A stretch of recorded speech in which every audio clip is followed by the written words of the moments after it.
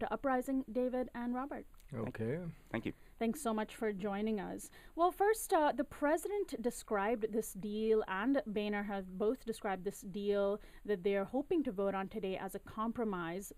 And the deals coming into this from both parties, Reed's and Boehner's, last week were seen as fairly similar. What is your analysis of the bill that's being considered today compared to what was being considered just last week? First Bob and then David.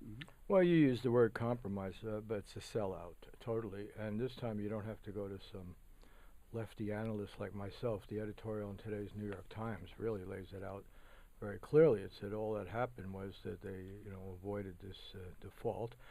Quote, the rest of it is a nearly complete capitulation to the hostage-taking demands of Republican extremists.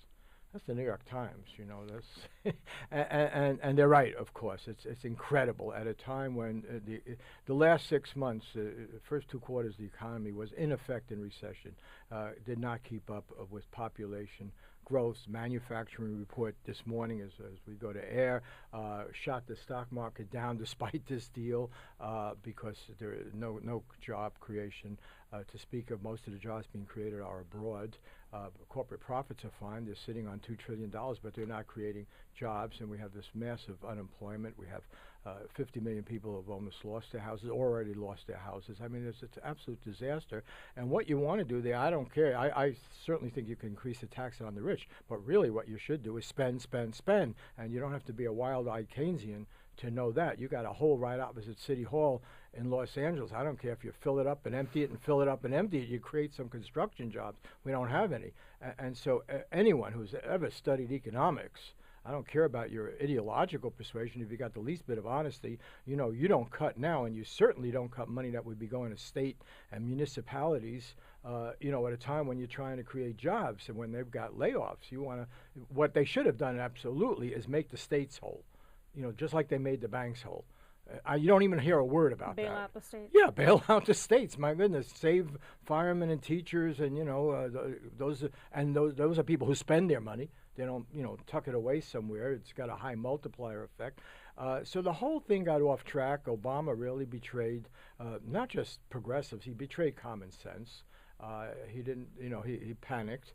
Because he didn't want to be tagged with the default and everything. And these teabaggers, who I think are a really suspect group, I like some libertarians. I respect them. I've actually gone out on a limb and said nice things about Ron and Rand Paul.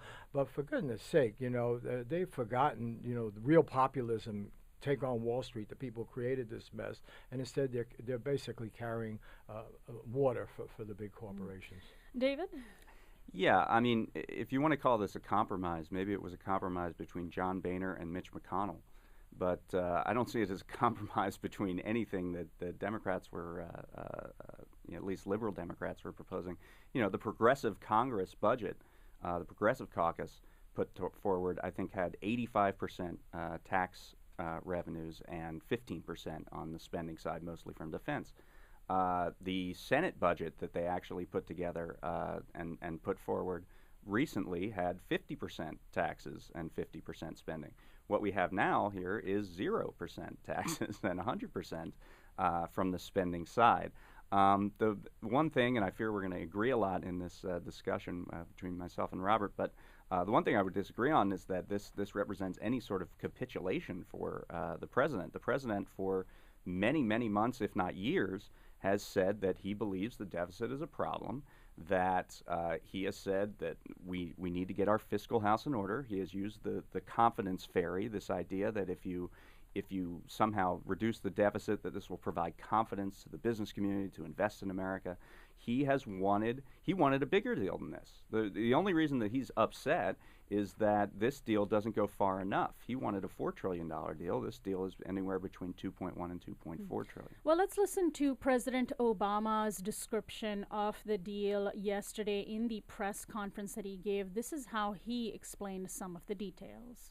Despite what some Republicans have argued, I believe that we have to ask the wealthiest Americans and biggest corporations to pay their fair share by giving up tax breaks and special deductions. Despite what some in my own party have argued, I believe that we need to make some modest adjustments to programs like Medicare to ensure that they're still around for future generations. That's why the second part of this agreement is so important. It establishes a bipartisan committee of Congress to report back by November with a proposal to further reduce the deficit, which will then be put before the entire Congress for an up or down vote. In this stage, everything will be on the table. To hold us all accountable for making these reforms, tough cuts that both parties would find objectionable would automatically go into effect if we don't act.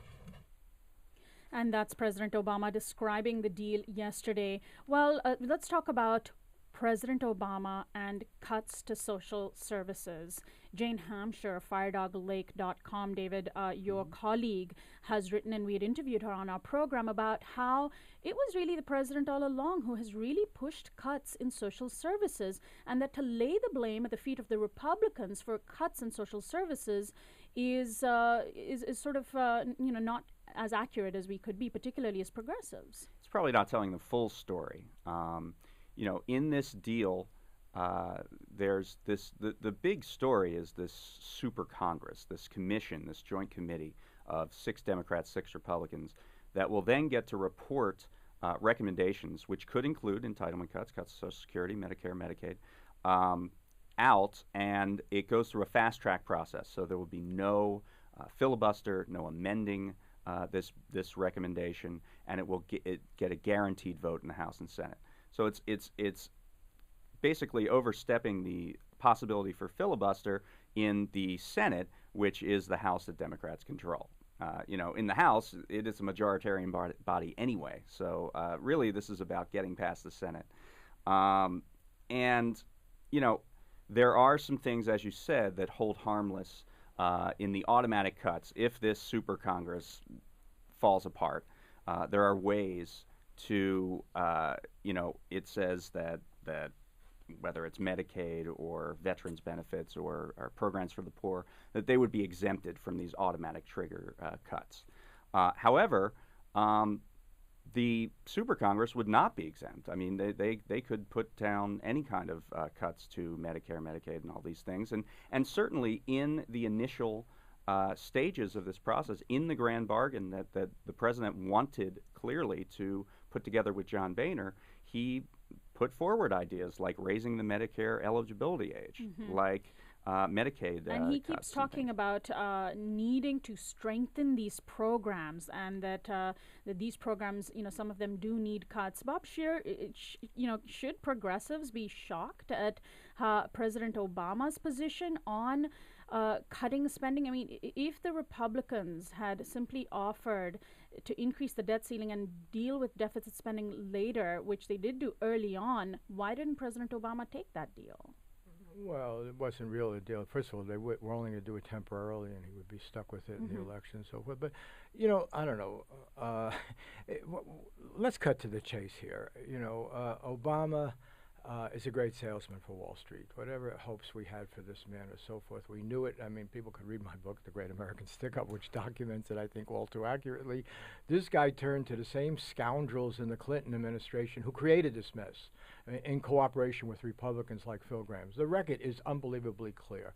To put Lawrence Summers, to put Timothy Geithner, to put these people in, and what did he do? He took an opportunity with the recession, the deep recession, to do something for ordinary people, save their homes, mortgage, forgiveness, job creation. He had a puny stimulus package that they keep picking on. But what he did is he threw an enormous amount of money at Wall Street. It's a lie that they paid it back. They didn't pay back all the cheap money they've got. They haven't paid back all the AIG trade-offs and everything else.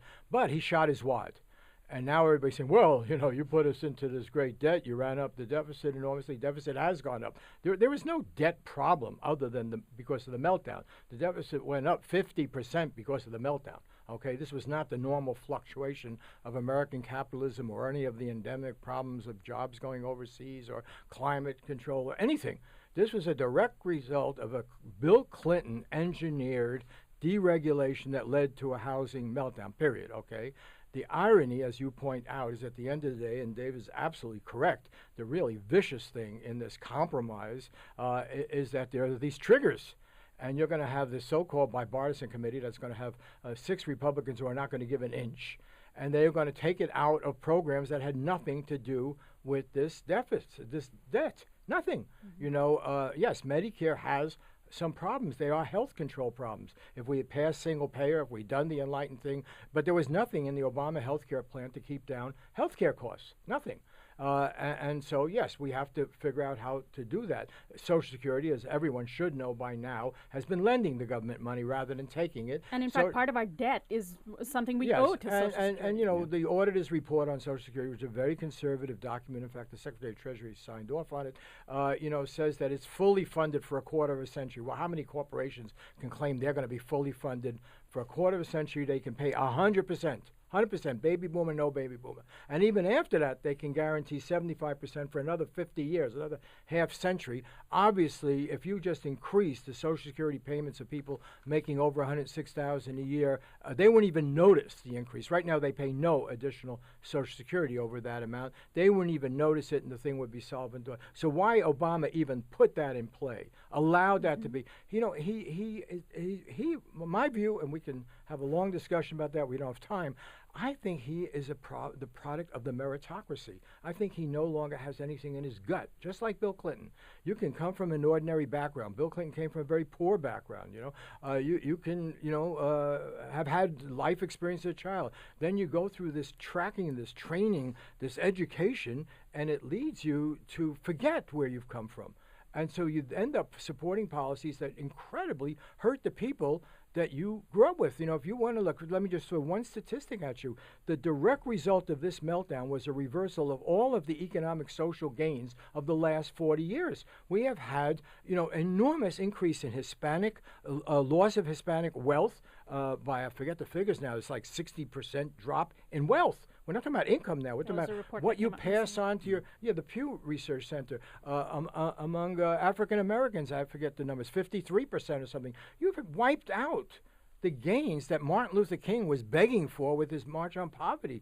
And one of the reasons that, by the way, it's important to preserve some of that state spending and why I think they should back him is that's one of the areas where minorities have made some progress in job hiring, because it's more difficult to discriminate on government jobs on the state and municipal level. I'm speaking with Robert Scheer, founder and editor-in-chief of truthdig.com. You can listen to Truthdig Radio here on KPFK Wednesdays at 2 p.m. And then David Dayen, a writer at firedoglake.com. And we're going to be speaking to the two of them for the rest of the hour. If you'd like to be part of the conversation, find Uprising on Facebook.com, friend us, and post a question on our wall, and we will read it out to our guests, David and Bob. Again, Facebook.com on Uprising's wall. Just search for Uprising. Maybe you've already friended us. If so, you can just post a quick question, and I will read it out on the air so that you can participate in this conversation as well. Let's talk about the issue of the debt ceiling specifically. Bob, you wrote on July 27th on Truthdig about the credit agency Standard & Poor's that has insisted that more than $4 trillion has to be cut from programs that mostly benefit the victims of the banking meltdown. But you say, what a topsy-turvy world when the same credit rating agencies that gave the thumbs up to the bankers' toxic mortgage-backed securities and credit default swaps now threaten the AAA rating of U.S. Treasury bonds. Why is it so important for us to increase the debt ceiling or to even pay attention to these creditors? Is it something that the president could have simply ignored, either increased it unilaterally through channels that exist, or ignored it altogether? And David, let me start with you first, since you haven't had a chance to talk about that, commenting on what Bob is saying in his article. Right. I mean, there shouldn't be a debt ceiling. Let's start there. This is about getting the government to pay its own bills that have already been racked up by Congress. I mean, this shouldn't exist. And people like Dean Baker have pointed out that other countries have ratios of debt to GDP that are much worse than the U.S. Right, and almost no other country has a debt ceiling. I mean, they don't have this mechanism. It doesn't reduce spending. It's not a spending constraint. It's just paying the bills. And it's basically giving Congress an opportunity to vote on spending twice. When they actually put it forward, and whether or not we're going to pay. So that just shouldn't be an issue. There were these mechanisms that could have been used. People talk about the 14th Amendment. or the ability through minting $1 trillion coin. You could actually do that and place it in the account at the Federal Reserve. These are elegant solutions that have been come up over the last several weeks to surmount a political problem, which is the ability for Republicans to hijack the creditworthiness of the United States by using the debt ceiling. But there were political actors that would have to execute these elegant solutions that were completely unwilling to do so. What about the option of simply writing off the debt? Right. I mean, there was the option of the Federal Reserve holds $1.6 trillion of this debt. They could just forgive it, and that'd be it. And that'd be another $1.6 trillion under the ceiling that you could have. Credit agencies wouldn't like that because there are all these solutions. By the way, credit rating agencies probably, if they were being honest, wouldn't like this deal. This deal has a maximum of $2.4 trillion in deficit reduction, not $4 trillion. So unless Standard & Poor's was bluffing, this should cause a debt downgrade. And I think Standard & Poor's is being a relentless political actor here by picking and choosing between what deal that should go forward in a legislative context when they should only be concerned about whether or not we're going to default on debt. Well, the markets did respond favorably to the announcement of the deal. We'll see what the credit rating agencies do. Bob? Have you checked the market lately? Because when I was sitting in my car outside KPFK, the market was tumbling because the latest manufacturing report came in negative. Which is a cold dash of reality here, right? I mean, it's about jobs. It's not about the debt ceiling. Yeah, I mean, jobs, the fundamentals are lousy, okay? The housing market is not reviving. Construction. If housing doesn't come up, people will not consume. Consumer confidence is way down. So you can make any deal you want. They had as David points out, an artificial crisis that the Republicans engineered, the Tea Party people, shouldn't have existed. Now there's some relief that, okay, the credit agency, these guys, by the way, should be on trial or something. They're the ones who lied about the whole housing mortgage securitization. They told us it was all wonderful. I don't know why there hasn't been some serious investigation by the Justice Department and everything of these credit agencies. So the idea that they're still in play after they helped create this big mess, which is why the debt has gone up, is to my mind, obscene. Let me just make a point. I don't like debt, okay? I understand. And I don't think that the Democrats came up with a good policy to deal with not just the debt, but our economic problems, okay? And that's why the Tea Party people captured the House. Let's cut to the chase here. Obama appointed the same scoundrels who did the Clinton economics to run his thing, and instead of caring about the people hurting out there, and they are hurting, you lose your house, you lose your life savings, you lose your ability to live in that neighborhood, to send your kids to school, to retire. It's not kidding around. And Obama, there's 50 million Americans in that position. Obama doesn't talk about them. The unemployment figures are atrocious. Something like 25 million people can't find a full-time job who want it. So the pain is out there. What the Tea Party people were able to do is have a faux populism. They said, oh, this is the result of bleeding heart liberals and big spending and immigration and everything else. It's a big lie. And one thing that they would not take on, there's an easy way to deal with this whole problem, which is sort of lurking around the edge here of this committee, but they won't do it. George Walker Bush said the Cold War is over.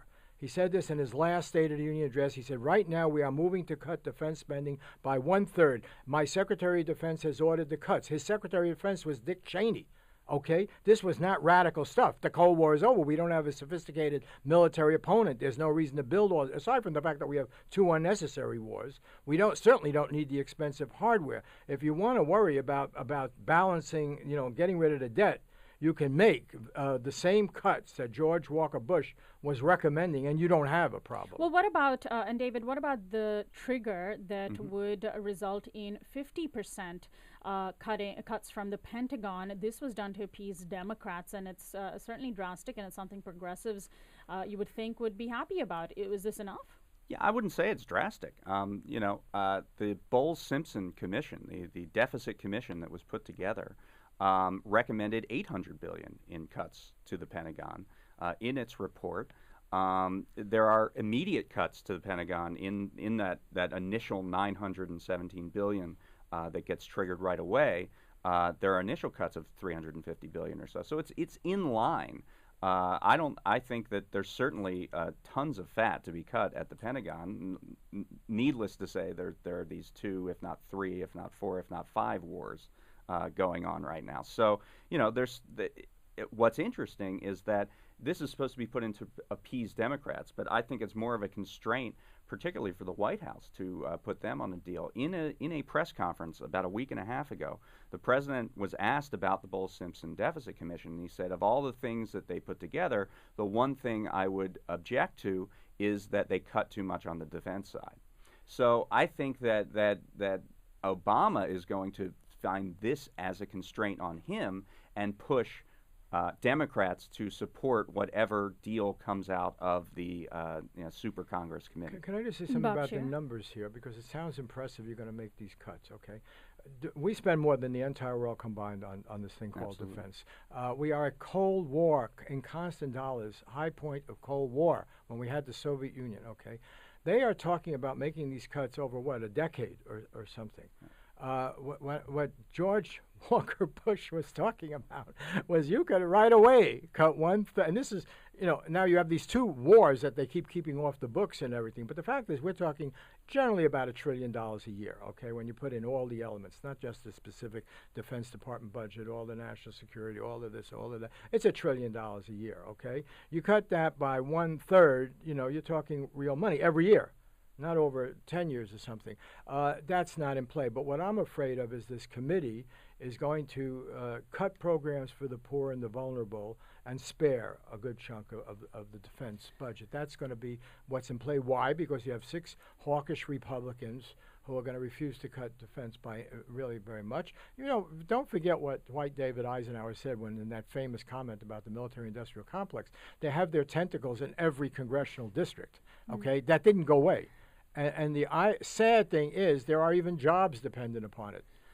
I want to talk about taxing the rich, but before we do that, I want to remind our listeners you can join in the conversation with Bob Scheer and David Dayen from our Facebook page at facebook.com. Find the Uprising page, friend us, send us a friend request, or just actually like us, rather.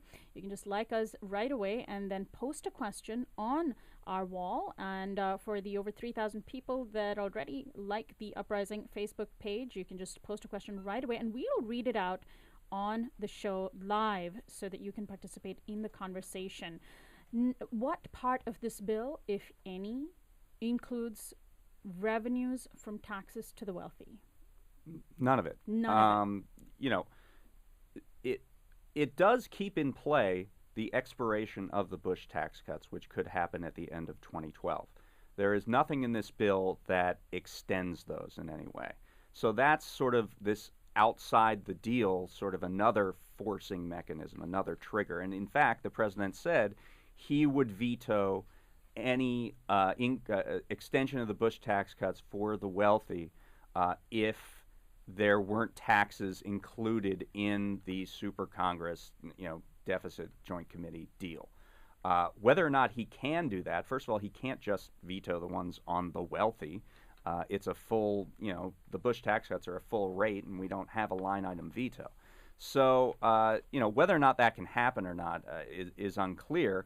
And, we saw what happened at the end of 2010 when they had the expiration of the Bush tax cuts come up, and we extended them for 2 more years. So there's not a lot of credibility there on the part of the president that he's going to suddenly, veto things. And Bob, he insisted, or seemed to insist, at least verbally, that taxing the wealthy was important. In his rhetoric, in Obama's rhetoric, he kept bringing up wealthy people, and he even sort of related it to wealthy people like us, like members of Congress, like the people in the White House.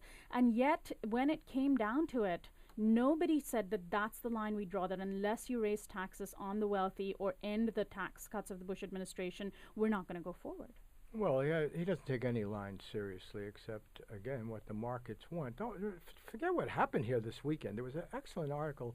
I don't normally praise the New York Times all the time, but there was a very good article on Saturday in which they said the Wall Street lobbyists, Wall Street honchos, had descended on Washington to insist that the debt deal be made. Oh, and lo and behold, it was made. Okay? I mean, come on. We know what happened. They said they took the Republicans out this way. They took the Democrats, and they said, hey, sign. This is it. We're not having any nervousness in the market. We got enough.